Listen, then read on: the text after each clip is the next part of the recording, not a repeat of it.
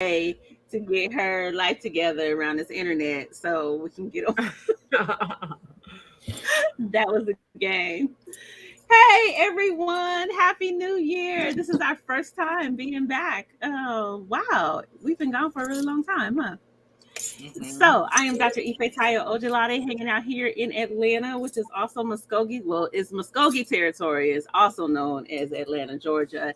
And we are talking about Black books for healing today. They always tell me not to introduce them, but I think my sisters are amazing, so I think they deserve an introduction. And I am going to try to slow down so I say everybody's name right and what they do, because Black women, we got 50 million jobs. So maybe we didn't put a book on this list of like healing from your 6, 7, 8 jobs that you got, but maybe we needed to do that. First, up on the top on my right is my sister Estee Nena Dillard. She is a reverend. She is a priestess of Olokun and a queer sexologist, and she always keeps us straight because we can get all in our heteronormative kind of way of looking at the world, and she makes us look at another perspective. And so, welcome, Sister Esti. And then next to her is my sister, Dr. Corrie Claiborne, who is an associate professor of literature, of African American literature, at Morehouse College. Hey, Dr. Claiborne. Okay. And then looking all studious, right underneath her is my other sister friend, that is Dr. Kenja McCray. She is an visiting professor at Georgia Tech this year, Georgia Institute of Technology, sorry about that. And she is a historian. And right next to her is our resident anthropologist and hairologist. And then also lipstickologist. She gets me straight on the Pat McGrath. Is our sister Antoinette Waithe, who's got 50 million names. We call her Kaumba, Nozibele, and all kinds of other things. Hey sis, how you doing? So we are talking about Black books for healing today. And I thought we would do a round robin and just kind of jump in and see, like, what are your choices? Just to let people know, as you are listening at the end, definitely stay towards the end, because we are going to, hey, there's Michelle Herman. She said, hello. Hey, thank you for coming, Michelle. We are going to, at the very end, we are going to post a list of, it's going to be books, but we've also got YouTube and Instagram links and all kinds of stuff on there. So definitely stay to the end so you can get that list of our recommendations, and we will have that link posted in the chat. But whoever wants to go, what are your books? Like, tell me, maybe 2 books that you would choose. Well, I'll start, but I'll also start by talking about what wellness means to me, because I think that explains like my choices a little bit more. Because a lot of times if people read, whatever it is, just a book by Zora Hurston, or we were talking about Alice Walker earlier, or poetry by Maya Angelou and Nikki Giovanni or whatever, they don't think of that as necessarily engaging in a healing practice. And I argue that it is, because even this sort of act of reading, I think, is self-care, because it means that you're taking time, you're devoting your time to something that you want to do, right? That I'm not saying reading reports for work works in the same way, but definitely choosing whatever it is, whether it is history, whether it's poetry, whether it's a nonfiction book that is self-help, it can work towards your healing. And it's interesting, I just mentioned Alice Walker, even though she wasn't initially on my list, the book In Search of Our Mother's Gardens, she profiles all of these women, Zora Hurston included. This one woman I forgotten I heard about her, but I did hear about her, Rebecca Jackson, who, during slavery, although she's free, she decides she can't read or write, but she literally prays to God and gets so frustrated because she can only dictate letters to her brother if she wants to say something, and he would always change what she had to say. So people would get the letters and be like, oh, you said this and this. And she was like, I didn't say that. So she would get mad. and get frustrated. He was like, well, so what you worried about? What I wrote is better than what you were trying to say anyway. And she goes up and she literally is like visited by God. And instantly he gives her the ability to read. Like, this is what she says in her narrative. Like, and she said that ability to read changes her whole world. Like, it changes her whole worth. It's like she prayed to God to make her worthy. And by allowing her to read, she then became worthy. And I was like, oh my God. But even if we do not have those moments of like instantaneous literacy, understanding that you don't have to have anything filtered through anybody else. You don't have to worry about somebody else's interpretation of something, right? Have you ever asked somebody, well, what did you think about this book? And they might say, oh, well, it was horrible, da, da, da, da, da. But then you read it yourself and you're like, no, I thought it was real great. I thought I found all this other kind of stuff. That ability to take things in and decide how they're going to fit in your life, I think, is instrumental. All right, that being said, the two books I'm going to talk about now are not necessarily literature, even though I do this as a job. If you want some more literature, meaning poetry, prose, not sort of fiction, plays, any of that, I can give you that. But I'm going to give two things that are actually self-help, kind of also autobiography, but I found really useful that I read recently. And the first one is Tabitha Brown's book, Feeding the Soul. And partly what I like about this is its recipes.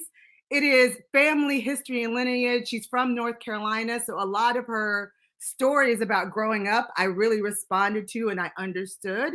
And people who don't grow up in the country might not have that same feeling towards her, but I thought it was sort of very useful. And it is about finding joy in whatever ways that you want. And a lot of that means if it is joy for you to sit and watch these kind of, Instagram lives, Facebook lives, then that is feeding your soul. If you want to, and she doesn't try to act like she necessarily has all the answers. She just says, this is how I fed myself. And her tagline is, because it's my business, right? Like, so whatever you do, if that's what you want to do, it's your business. Don't be worried about anybody else. And I feel like that is something that's very useful. And if you get the audio book, actually at the end, she talks about her mother and just the importance in her life and how she really had a long struggle to get to where she is. And I think that's really important because I think people are not automatically who they are, right? Like you think, and I think students think this, that, you just wake up like this, as Beyonce says, but nobody ever does that, right? Like it is a process and a journey. And I think especially in these times where we've had to slow down, it is very useful because her success came during the pandemic, right?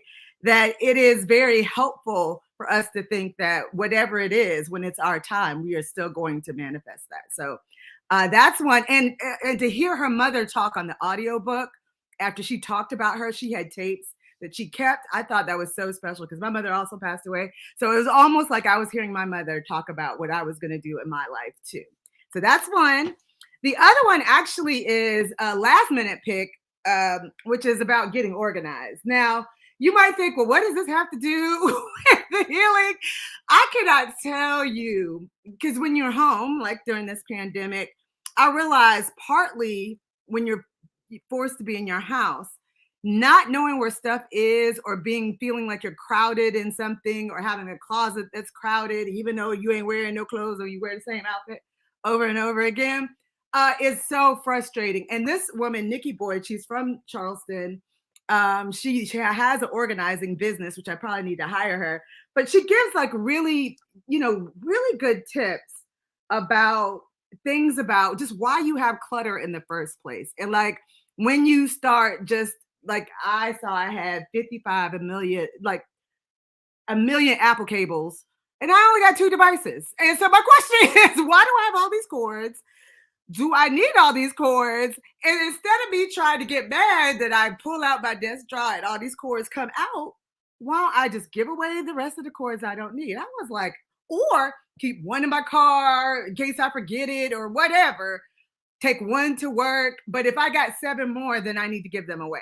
And I felt like that was a very necessary thing. And I think a lot of people like Marie Kondo on Netflix. However, I think that I appreciated a Black woman sort of talking about like sort of these same things about understanding what your stuff means and doing something about it. So that's it. And then if we have time, I could come talk about some of the books behind me. That's it. Okay. And I just need to point out, so I put that book under style, and I'm loving the earrings. We didn't do anything about like Black women and accessories. Oh no, yeah, I'm gonna come back and talk about my whole Black outfits that I have, my seagrass bracelet. This is from Carla's Boutique. It's got leopard on it. You know how I love an animal. That she's down the road. These are from a woman from Greece, but she was dark enough. I think she was Black. I'm gonna claim it. And then Jolie Noir. This is at Target, which, you know, Ife had a discussion about this, but this is actually a Black business. You can go on joliexnoir.com. Their sweatshirts on their own site are $90. At Target, they are $25. So I will just say, the way my bank account was set up, I'm still supporting them, but I could not necessarily buy their stuff directly. They're from Atlanta. So I have everything Black on. So go ahead. Okay. All right. And makeup. Who's next?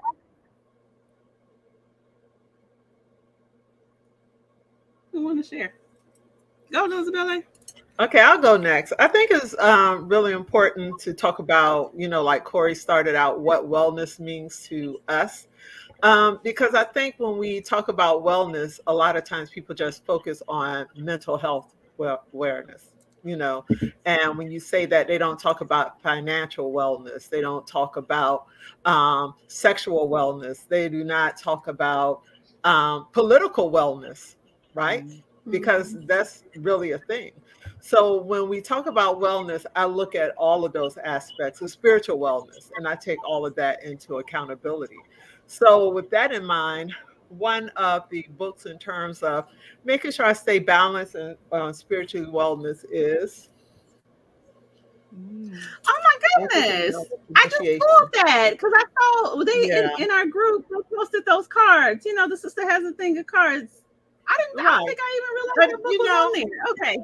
I'm really liking this book because I know when I looked at the list, I know some of the books that I had submitted was like way back in the day, like Value in the Valley and Jambalaya. I was like, I know I read something since then, so I had to update it. But the reason I put those books down there because I think transitioning from a Christian upbringing to a more traditional African lifestyles, those books were really, really accessible gateways and helped me make that transition into the spiritual path that I'm on now. And especially like Jambalaya, because Jambalaya related the things that we did, you know, naturally or organically as African Americans here in the United States. It didn't make it seem like it was anything, you know, different or new or spooky. I was like, oh yeah, my grandmother did that. Oh yeah, my aunt did that. Oh, I remember it happening. So it was a good transition. So that book is always a joy to me. It's always inspirational, especially, let's see if Dr. McCray can chime in. The one that when I'm really need some inspiration, I don't know if everyone remembers this, but earth, water, fire, and air. Within me, all things are there. So I always go back to that poem. So that one is a really good one.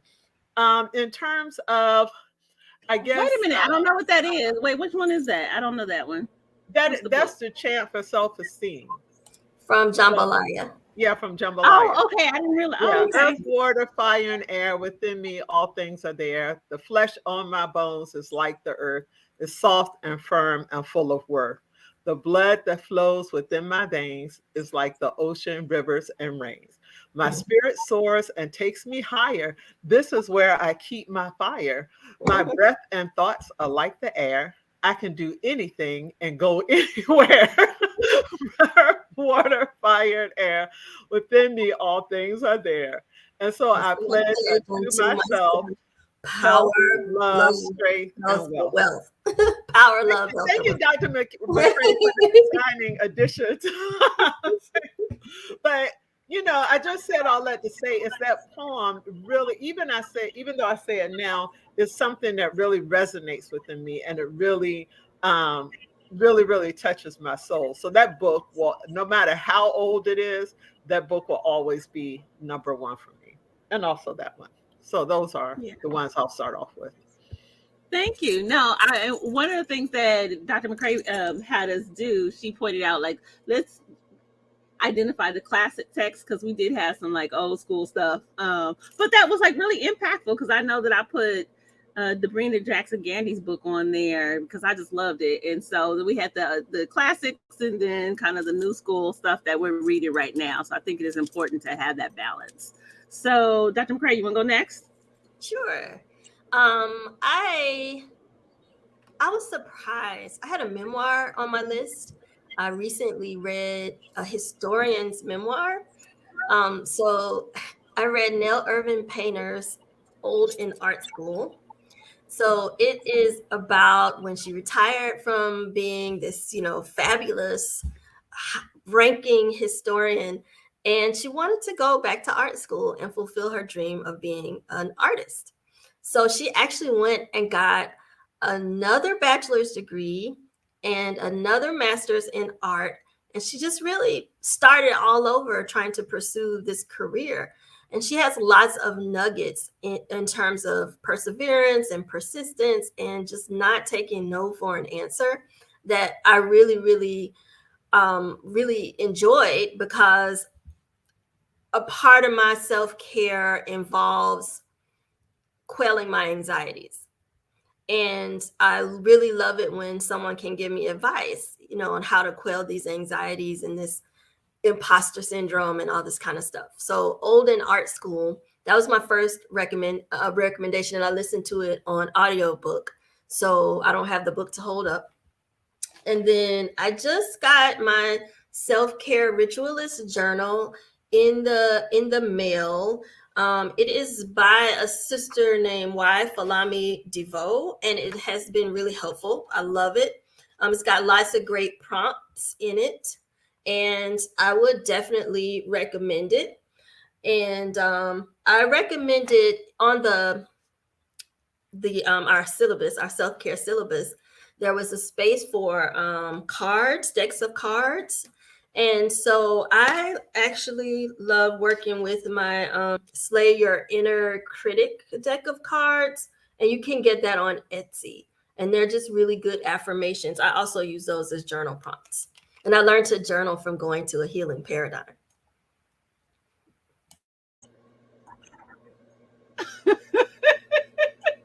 I appreciate the plug, sis. I appreciate the plug. Sister Estee, Mawasi, what you got for us? I see. As you're getting ready to talk, let me just acknowledge Alethea put a book in there. She put Daniel Black's "Don't Cry for Me," and I thought I saw another one. I'll find it. But go ahead, Estee. Dr. Daniel Black's "Perfect Peace" is good too. I definitely recommend that. Actually, around Black family dynamics. No, go ahead. I was just adding. That's why I'm like, it's so many books to name and to list. But I was adding Perfect Peace by Dr. Daniel Black as well. Just Cry for Me was just released this month, so definitely go get that too. I know it's available on Amazon. But yeah, so definitions of wellness, I think, have been well reviewed. I think what I would add is I really like thinking about myself in kind of the old metaphor of a pie. And for me, wellness is really about making sure that I'm giving attention to each piece of the pie, that all parts of myself are being attended to, so that my spiritual self and my sexual self are not getting more attention than my physical self or my emotional self, that my family self is in balance with the practical things that I need for my own, spirit. and being able to attend to all of those things and to do it in a way that balance doesn't always mean 50-50 or that every piece of the pie gets 33%, you know, but it does mean that in the ways in which they need time, attention, and focus, that I'm attending to that with intention and with clarity. And so I think a lot of the books that we've worked to compile and resources that we work to compile span things that may not overtly talk about healing, but I think that definitely point us into doing that work of wellness and balance.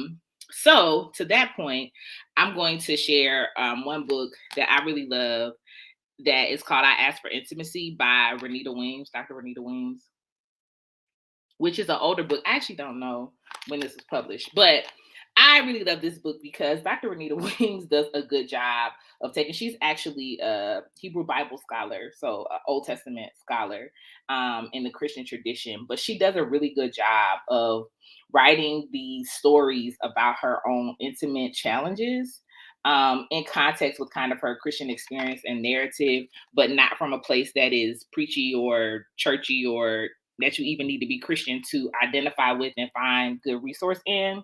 Because she talks about complexity in a way that I feel like it can be hard to tackle. So I really recommend this one. I really love it. Another one that has a similar name that is foundational to me, mine is like all torn up and in pieces, is In the Spirit of Intimacy by Subunku Some. I really, really, really recommend that book. I really love that book also because much of the way that Elder Subunku writes is in very short sentences. It's not even written in paragraphs, or it's more like divisions versus chapters. And so it's very easy to digest. It's very easy to apply, and everything gets covered, from relationships to personal stuff to queerness and African interpretations of how to approach that, rituals, where to start with rituals, initiation, what initiation means, all of that gets covered. I really think if there's any one book I would say, I would definitely say starting with that one. So I'm gonna stop there because I have like 4 books sitting here now. Estee, though, put the first one that you talked about. I know The Spirit of Intimacy was it's in the syllabus that we're calling it, that we're going to hand out with all the resources. But the first one, put that one in the chat too. So I want to get that one too. That one's a great one. Okay, I'll do mine. And it was really hard for me to just pick 2. And I don't even know, like, if I had more time, I probably would have picked something different. Except for, well, actually, okay, so let me start off with this one. This is Ida B. Wells, A Sword Among Lions. And probably everybody here that's on with me has heard me talk about this book. It took me a year because it's like 600 and something pages to read it. And so I'm used to doing a lot of audiobooks now. So just taking time to sit and read is something that I have not been doing, but I enjoy so much. So to me, that goes back to what Corrie was saying at the beginning in terms of like literacy and reading and that being self-care, because I've always just loved reading. And so for me, it's a combination of audiobooks and doing reading physical books. And one of the things that I struggled with in that particular book is it goes into very extensive details by Paula Giddings. And it goes into very extensive detail in Ida B. Wells Barnett's background, because she was a champion in terms of trying to stop lynching in this country. And she wrote very extensively about lynching. And so Paula Giddings goes into a lot of the details of the lynchings. And I would try to read at night and I would have all this anxiety and I couldn't read. I had to put it down. And I would just say, you know, that's not part of my like before bedtime reading. I can't read about lynching. And then finally, I had this self-care moment because I really wanted to get through the book. And Spirit just said to me, you don't have to read the lynchings. Just skip past that part. And it was like this aha moment. And as soon as I had the moment of, okay, as soon as you get to the word where they start describing the lynching, just go on and go past that, figure out where they start going back to the story. And then I I finished it like quickly. And to me, it's a reminder that we can engage material that is important, because Ida B. Wells' story is so powerful, but we don't have to be re-traumatized by it. So if you can't read lynchings, which most people probably can't, if you can't read the trauma of enslavement, most people probably don't want to, relive all of those details, then you don't have to go through detail by detail. But what I will tell you is, when I finished the book, I'm sure I texted, called one of y'all and said something. I literally took the book and I had it by my bed, and I slept with it near my head the night when I finished, because I just felt so honored by reading Ida B. Wells' story. It is so powerful. I mean, she was brave beyond anything that I can ever imagine. Just when I understood how she would show up in spaces where they had just lynched somebody, and she would be investigated and talking and having conversations, and she didn't waver at all. She was very maligned because she was considered like just too radical and too militant, and she didn't care. And so that was just a powerful book for me to read. To me, it was transformational. The other one, which I've been looking for this book for a long time. I've been looking at it, and it came out last year. It is Black Women's History, Yoga History, and it is by Dr. Stephanie Evans. She's here in Atlanta, and I have been messing with yoga, pretending like I'm gonna do some yoga, kind of practicing yoga for over a decade now.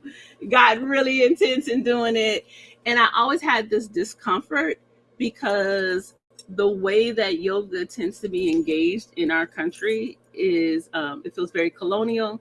It feels like a theft from Indian folks lots of times, and the spaces can feel racist sometimes, like yoga studios can feel racist. And so I was really struggling with that over the years. And then finally, I happened to get this book and start listening to it. And I was like, oh, wow, the way that she talks about yoga and Black women in yoga. And she's talking about like Eartha Kitt. She's talking about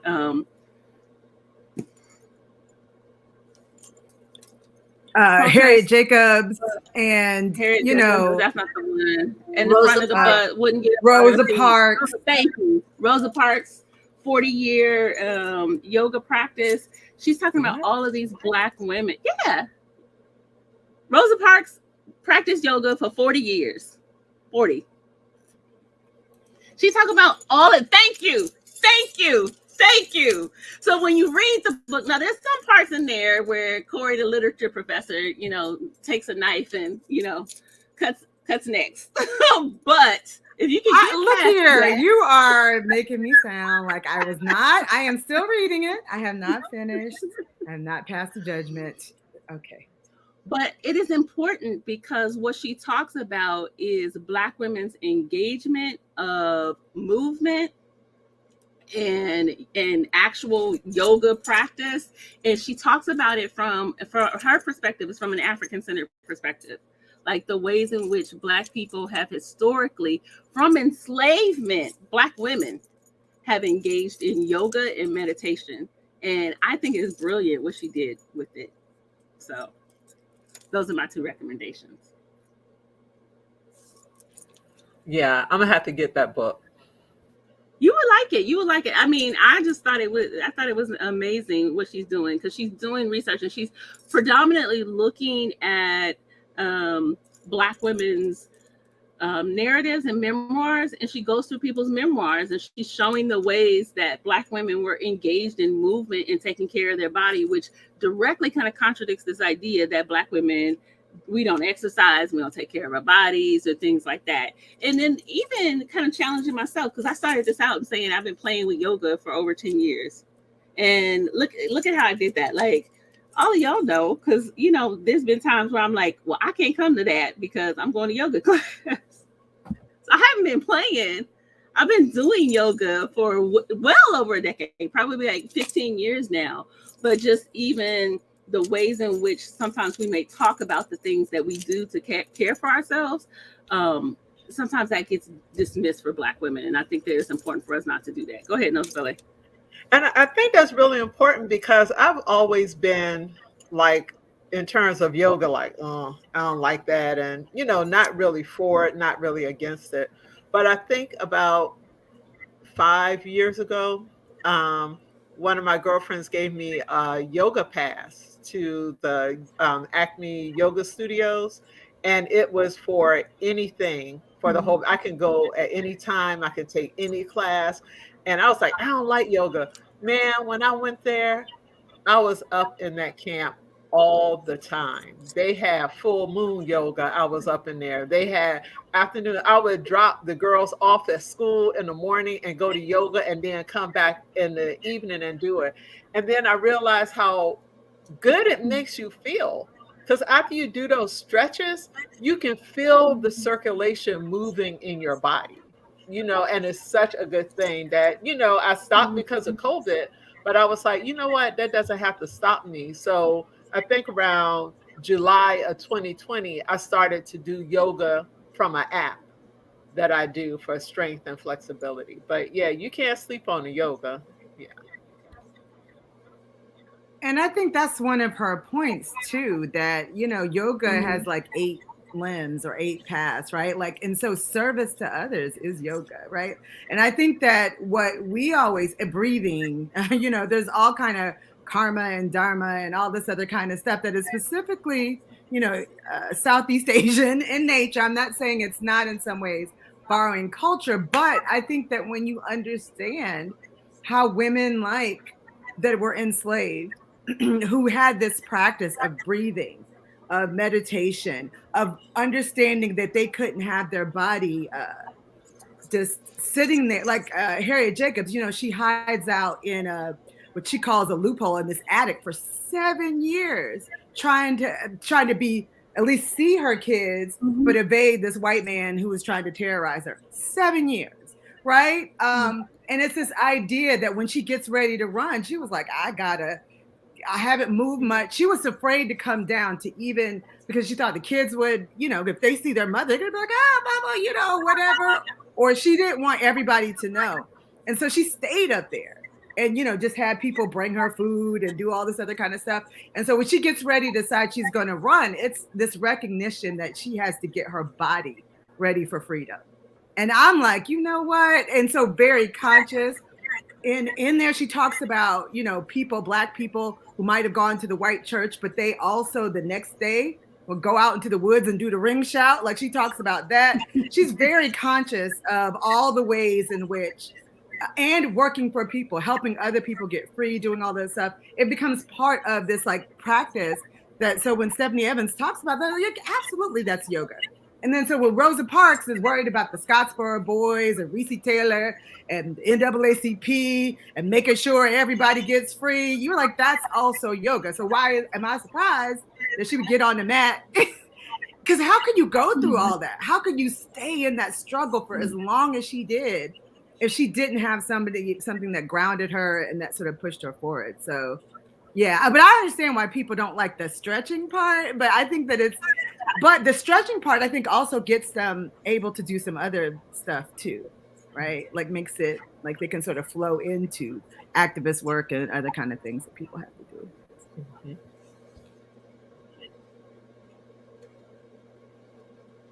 Outside of books, what other things that you recommend? Because I saw all kinds of stuff. There was YouTube channels, Instagram, all kinds of stuff. Okay.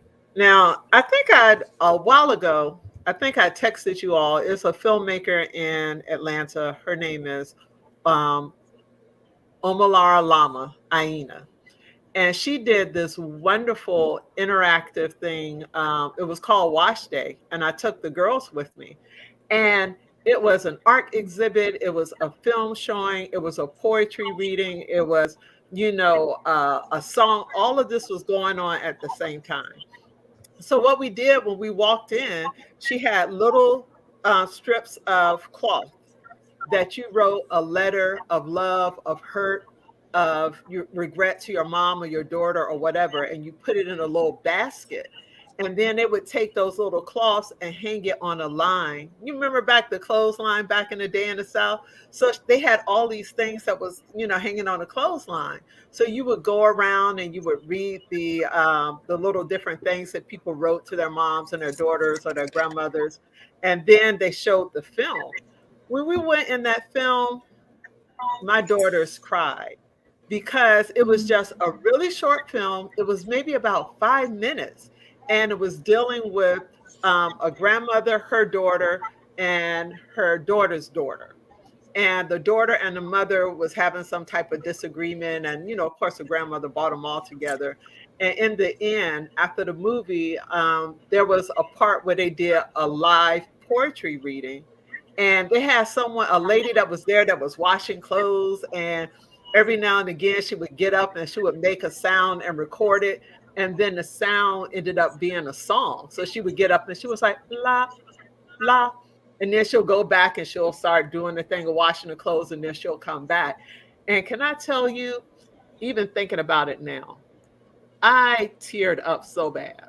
I was crying like a baby because it was such an emotional release. Because the poetry, the lady was doing a poem to her mom, and then you can see how recognize your mom as a person. And then it becomes a minute where you start thinking about, okay, I'm seeing my mom as a person, but now I'm seeing myself as my mom. And then the door, man, we were out there boohooing. It was so beautiful. And I wish it was a one-time only thing. And it was there and it was gone at the end of the day. But that was the most powerful and a beautiful release, in terms of healing. And just watching that, and all the women, even the men were there. In the end, after the end, it was like a good sigh. So if you can catch it used to be on YouTube. I was trying to find it. If I can find a link, I'll give it to you, at least to the short film. Yeah, I'd say we haven't focused. Hold on for a second. And Jimmy, go scoot over a little bit because you behind the logo. Okay. No, the other way. I don't know which way to take you to go. No, the other way. Whatever the other way. That's where I was. That way. Okay, so we haven't focused as much on brothers in this particular talk. So I want to bring up at Cure Games. I don't know if anybody follows Cure Games. Yeah, Esti, you do. Yeah, Mm-hmm. I love his Instagram pages. It's KIERGAINES, and I'll put it in the chat. Just lots of nice little daily tidbits on mental health and emotional self-awareness. But then he also is telling a story of just loving on his family. So I really, really like his Instagram page, and just for little happy reminders throughout the day, check Cure Games. And then I actually listened to an audio book that was kind of like part audio book, part podcast, part musical performance, and that was by Black Thought from the Roots. It's under Tariq Trotter, and it's called 7 Years. It's really nice. Oh, yeah. So I recommend those. Yeah. I saw those. What about other folks with Instagram? And there was a couple of Twitter things, but I'm not a Twitter person, so I couldn't do Twitter is Twitter. whatever. Usually, what I like about Twitter is you link something else, and you can't really do that on Instagram, where you can say, "Oh, go to the bio, whatever." I'm not doing all that, so it's got to be something I could just click. But what now? I love in iOS, you can take a picture of something, and then the text becomes live. That's what I do. I just screenshot it and then hit the link. I was like, "Oh, see, y'all thought y'all would keep me in Instagram, really?" But now, yes. Yep. When you take a picture of something, you could go on the picture and the text becomes live. So for example, if you take a picture of a book, that's all you have. You could screenshot it. When you go in your photos, you could click on it. It's like this little line thing, and it'll take all the text out, and you could just put it in a document. I was like, my students are like, they're probably using that to cheat, honestly, because they could probably be behind somebody about whatever. But it's like, it is like I said, for me, who's not an Instagram person and just likes to go to stuff immediately, that's a good thing because you break beyond that wall. But anyway, what I was gonna say, that's not so much Twitter, but although what Twitter has, which I like, because I like audio, right, more than visual stuff, and maybe it's just me, and especially this pandemic, and even people here, you know, we've watched so many verses and Instagram lives and and plus you're on Zoom every day. That sometimes I need like a slight distance, like the visual is too much. And so I can listen to things better, like kind of like how you like audiobooks. So podcasts, even though everybody and their mama got one, like I can't explain. I even have one. Like when we do live. It was an accident. I didn't even mean to have one myself, and then I ended up on one. So there you go. But it was for the AUC, so I'll put that in there. And so yeah, Black Past, Black Futures on the AUC website, all popular podcast platforms. I don't have that many episodes yet. I got to get back to it. But anyway, podcast. And what my favorite podcast really, there are two. One is Super Soul Sundays. You remember all those shows that Oprah used to do? They put them out in podcasts. Like you literally, every guest she had, every show she's ever done, all these people who are quote unquote spiritual leaders, whether you think they are or not, they all have, she's like, reduce those down into podcast episodes, and not a lot of times she'll come back at the end and reflect on what that means today. Like, so all the stuff she did with the Yanla over the years, all the stuff that she did on, and I didn't realize what priceless archive that is, right? Like even in the kind of things she used to have Toni Morrison on there, because you know at least 5 of her books were Oprah Winfrey picks, and just to go back and hear that or to do that, I think that has been one of the most useful things for me, even though a lot of that I heard the first time. And the other is Dr. Tama, Homecoming with Dr. Tama, which is going to be a book, but she has a podcast. And what I like about her is that they're short, usually like 30 to 40 minutes. I think she has a book coming out related to this. But it will be like something simple, like, do you talk too much? She'll take a just topic that I feel like, okay, well, maybe I do talk too much. And then she just has a way of making you think about it. It does not like, okay, you're wrong, or if you don't, you have to do this, or it's just like, okay, let's think about how you do this. Are you an overachiever? Are you, do you try to make excuses for people when they don't necessarily need excuses? So she, I first heard about her because she was a guest. She did the sermon at Impact, where I go to church. And then I didn't even know anything else about her, but then I saw she was popping up on different podcasts. So hers is really good. There's just a lot. Anika Noni Rose, who's in Lovecraft Country, she hosted Being Seen. If you see that, it's really good. I mean, there's just so many. There's such good content for FREE, right? That, which is one thing that, as opposed to books, you don't necessarily, although we have libraries, but it's so great to be able to just listen to snippets of things. And then a lot of times, if you're interested, they will point you to books or further resources that you can read. So I'll just mention those podcasts. I'll probably think of some more that I didn't think about. So. Okay, I'll jump in. I think probably my favorite person on IG right now is Nedra. I think her last name is Tawab, but she's a therapist. And I just really, really love her content. And it's very well-rounded. It's very much so resourceful, but also like it's not much like why I like here. You can tell that it's got some clinical foundation to what's being shared. There's another one, another Black woman, Terry McMillan, that I have the same recommendation, because you can tell like she did this whole thing about attachment styles that I thought was super dope. I also really like shorts and TED Talks that are on YouTube. So I out of my own just kind of interest have found this rabbit hole of Black love shorts. So there are all kinds of Black love shorts that I love to watch on YouTube.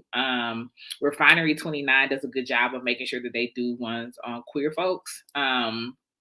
Where it's usually like 7 or 8 minutes, but it's a couple talking about something Black love related.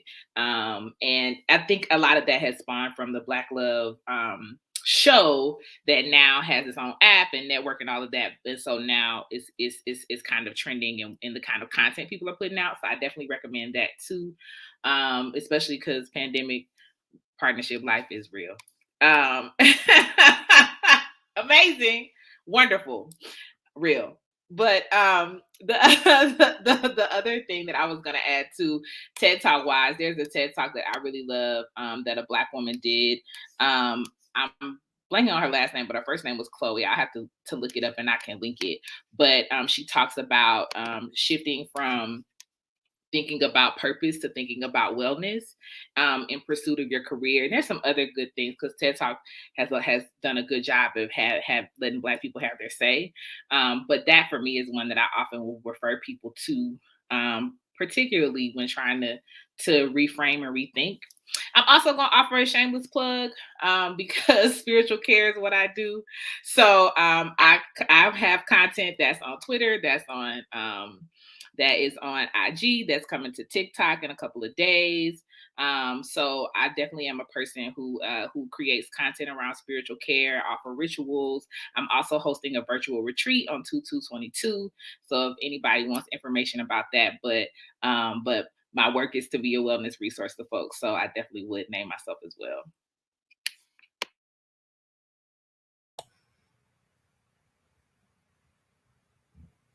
You're on mute. I was gonna say go ahead, but we got 4 minutes left, so I do want to pay attention to time. But Mcmillan, go ahead. Oh, I just wanted to ask Esti. You said your retreat is on 2/2/22. Yes, Tuesday. It's a Tuesday, so it's a very special day. So I wanted to stick to the dates, but it's gonna be from around 6 to 8 because I know it's the evening time. But I can share the link. It's live on Eventbrite. And if there's a concern about cost, you know what I mean? Like the work is for us, so just let me know. But there is some reciprocity. Is it on the 22nd? Mm-hmm. Okay, 2/22. Okay. I wasn't saying the year. I'm sorry. I said 2/22, meaning. Okay, gotcha. Okay. February 22nd. That Tuesday. I would say, I could think of lots of Instagram accounts, but we didn't talk about is any kind of and this might be my thing because I did talk about yoga. So like outdoors things. I like outdoor Afro. That's one. Girl track, I think is a good one if people want to just have encouragement around like walking, and Black Girls Run is another one. And there's one actually that I put on the list, and I know Beza is about to post the list. So if you're listening, then definitely connect with that whole list of resources that we have. There's another one that's like called The Anxious Black Girl, which I like because anxiety is something that I think gets overlooked in terms of Black women. And her stuff is comedic, but talks about anxiety. And so I think it's pretty cool. So yeah, that's Anxious Black Girl. And then you said Flowers and Froze. Oh yeah, Flowers and Froze Outdoor Adventures. I think there's a ton of stuff. So Corrie, one, and go ahead. There's one about this girl. She goes out and stays in parks in like Georgia and other places. Like she just goes out and hikes. Do you know who I'm talking about? I don't know her name. I've seen that on Black Travel Feed, I think.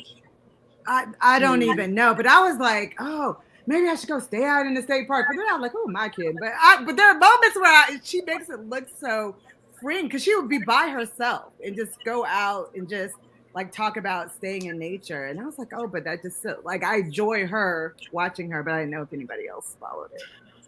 I think it's fine to stay in the nearby lodge and just spend the day. You know what I mean, girl?